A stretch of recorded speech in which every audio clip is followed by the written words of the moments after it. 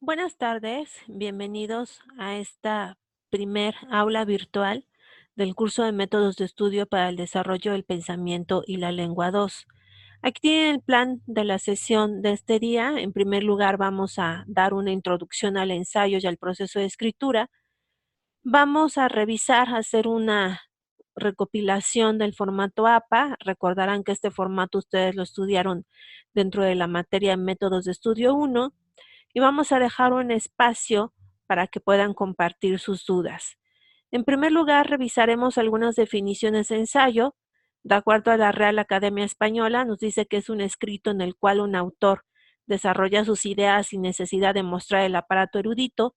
Es un texto narrativo breve cuyo objetivo es explicar un tema. Es una reflexión sobre un tema al que se analiza, se interpreta o evalúa. Es menos exhaustivo que una investigación formal, y el ensayo expositivo argumentativo se centra en la defensa de una opinión y tiene la finalidad de convencer o persuadir al lector. Hay que recordar, entonces, a partir de esas definiciones, que el ensayo es un texto breve, no tiene la misma profundidad o la misma extensión que una investigación. Sin embargo, sí abarcamos ciertos procesos como, por ejemplo, la búsqueda de fuentes, la selección de fuentes, hacer esta investigación documental que se lleva a cabo dentro de investigación en general.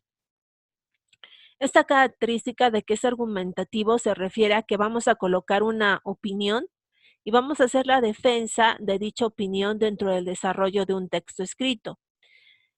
Hay diferentes tipos de ensayo. Está el ensayo argumentativo, que tiene como propósito defender una tesis con argumentos que pueden basarse en citas o referencias.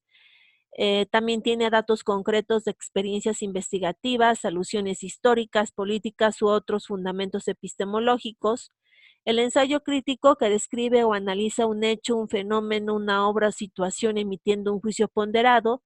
El ensayo poético, que expresa la sensibilidad de su autor utilizando un lenguaje literario. En general, el ensayo argumentativo va a tener como propósito la defensa de una tesis u opinión, y se va a pasar de la opinión a la fundamentación, a la argumentación por medio del uso de citas que colocamos de otros expertos, de otras investigaciones relacionadas con ese tema. El ensayo argumentativo también trata un tema controversial. Aquí tenemos algunos ejemplos de temas controversiales: alimentos transgénicos, dañinos o no para la salud, el grafiti, arte o vandalismo, las quinceañeras, tradición o despilfarro. Dentro de un ensayo argumentativo yo tendría que seleccionar uno de estos temas y a partir de eso pues hacer una defensa de la postura con respecto a ese tema. Por ejemplo, de alimentos transgénicos tenemos a Greenpeace. Greenpeace tiene un manual en donde nos da una idea acerca de los alimentos transgénicos que se consumen en México y que de hecho nos comenta que no deberíamos de consumir. En cambio, si yo le pregunto a un biotecnólogo qué opina de estos alimentos transgénicos, pues me va a decir que realmente la mayoría de los alimentos que consumimos son de este tipo, y de hecho su trabajo radica precisamente en la elaboración de este tipo de alimentos, en la creación de este tipo de alimentos, y se está viendo este tipo de alimentación como un tipo de solución a un problema mundial que sería la hambruna. Entonces, no únicamente los aceptan en este caso, sino que además lo están viendo como una solución a nivel mundial. Entonces, depende de la postura que tú tengas con respecto a este tema controversial. Ahora, dentro de la escritura hay diferentes etapas. La escritura como proceso se divide en etapas de preescritura, de escritura y de posescritura. Dentro de la etapa de preescritura se refiere a que una vez que tú buscas información, fuentes relacionadas con tu tema y que haces una primera lectura de estos textos, es más fácil proceder a una delimitación del tema central. Es preferible seleccionar un único aspecto del problema investigado y estudiarlo a fondo, que intentar cubrir un área demasiado extensa y no poder centrarse en ningún aspecto en concreto por falta de tiempo o de una suficiente experiencia profesional. Aquí tienen un ejemplo de una delimitación del tema. Vamos de un tema muy general a un tema particular o más específico. El tema de educación es muy general, por lo tanto empiezo a ser más específica, a delimitar Me interesa educación infantil. De educación infantil voy a seleccionar educación del niño mexicano entre 1950 y 1960 y de ahí me puedo pasar a educación tradicionalista del niño mexicano en las escuelas públicas entre 1950 y 1960. Ya que tengo bien definido este esquema, puedo pasar a la elaboración de un esquema de trabajo tal y como ustedes lo realizaron. El esquema de trabajo es un registro visual que representa el esqueleto del escrito con que concluye el proceso de la investigación. El primer esquema que prepara un investigador, el escritor de un texto escrito, sirve fundamentalmente para el acopio de información. Conforme vamos avanzando en la lectura de nuevas fuentes, va cambiando este esquema. Aquí tienen un ejemplo. Se trata de un ejemplo en donde el ensayo es un tanto más extenso.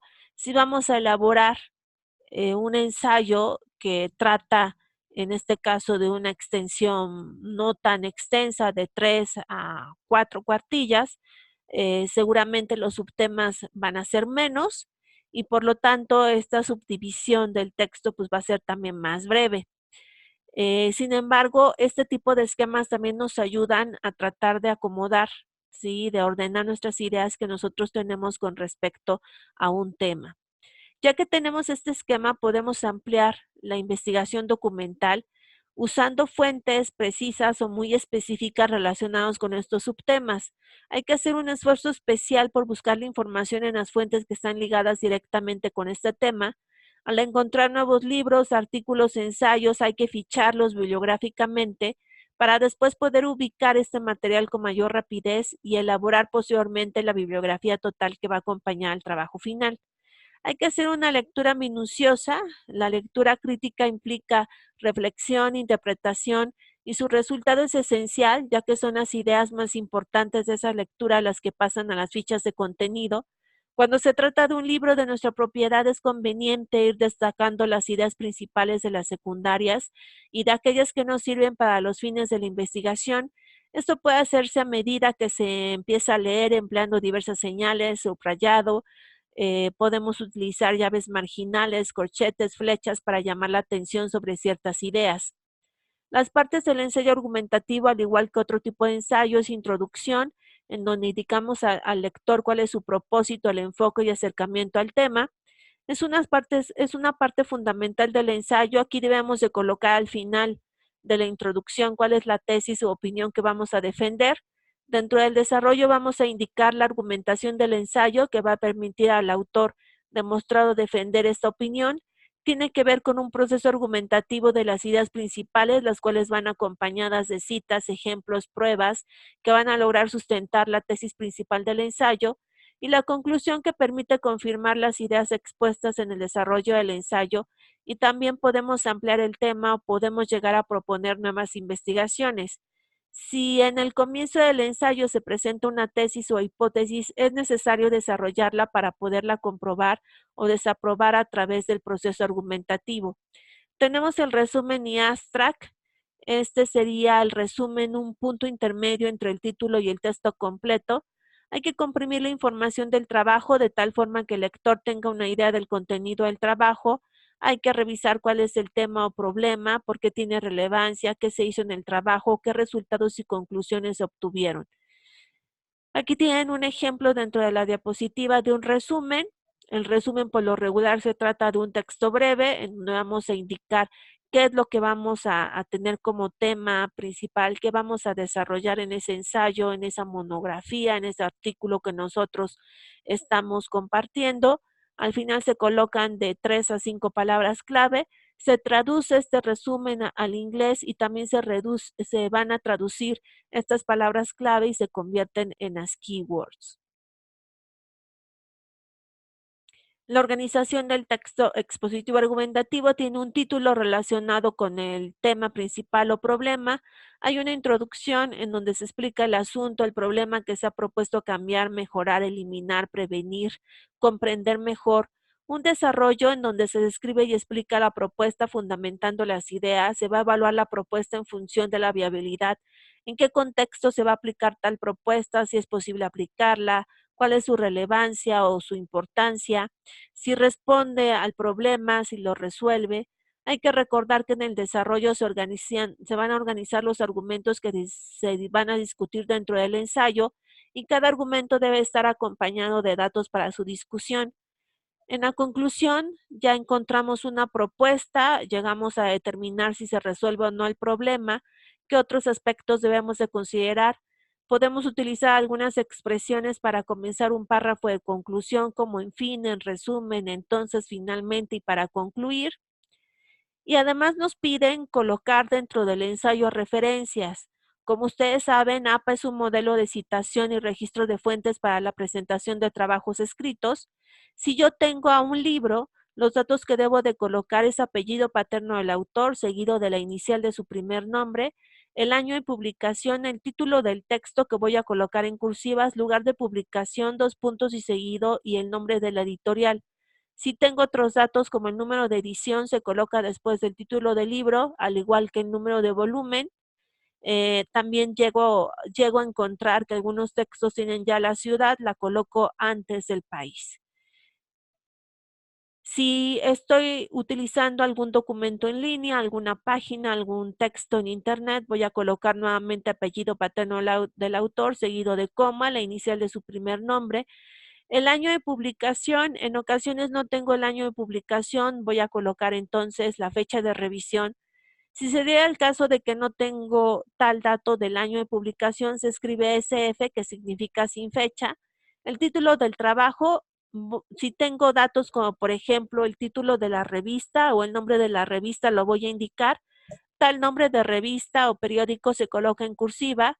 Voy a indicar también el número de revista, si es que lo tengo, lo indico entre paréntesis, recuperado de y la URL.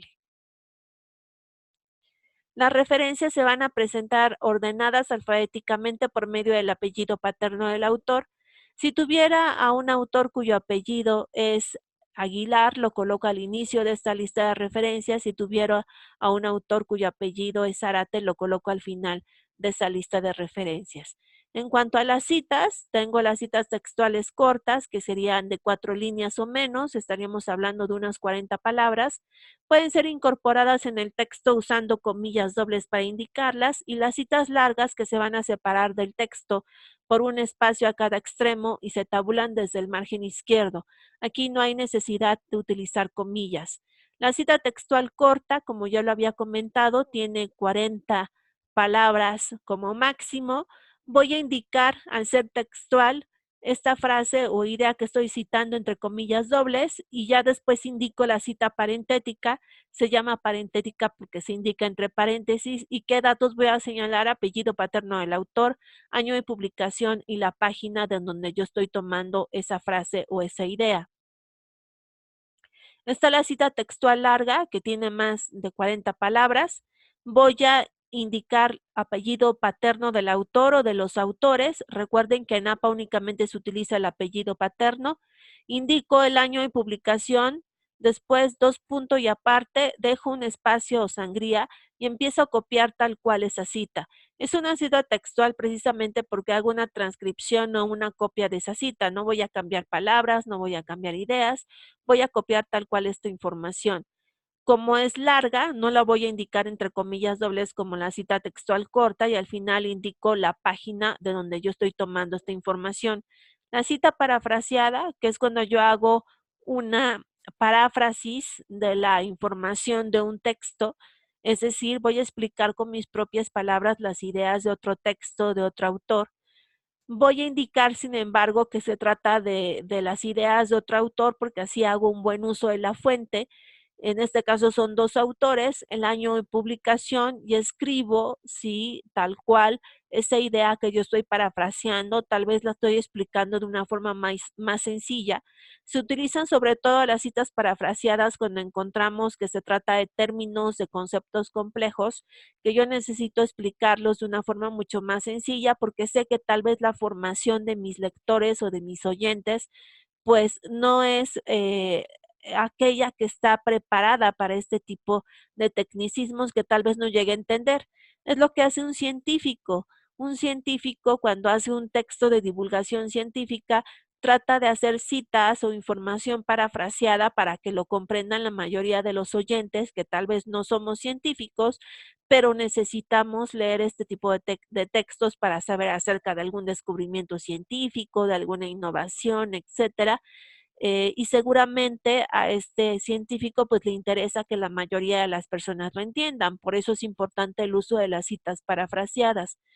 Tenemos también dentro del proceso de escritura la etapa de posescritura, en donde debemos de verificar errores ortográficos, signos de puntuación, grafías, muletillas, los márgenes, los títulos, si estamos separando cada uno de los párrafos por medio de un espacio, si son claros los esquemas, si el texto da lo que el título promete, si está correcta la estructura del ensayo, si la propuesta del escrito se destaca con claridad, si en cada párrafo se presenta una idea principal, si hay suficientes datos para reforzar la propuesta, si las ideas son claras para el lector, si es comprensible el hilo del discurso a través de conectores, si existe una jerarquía de ideas y si se mantiene la atención del lector.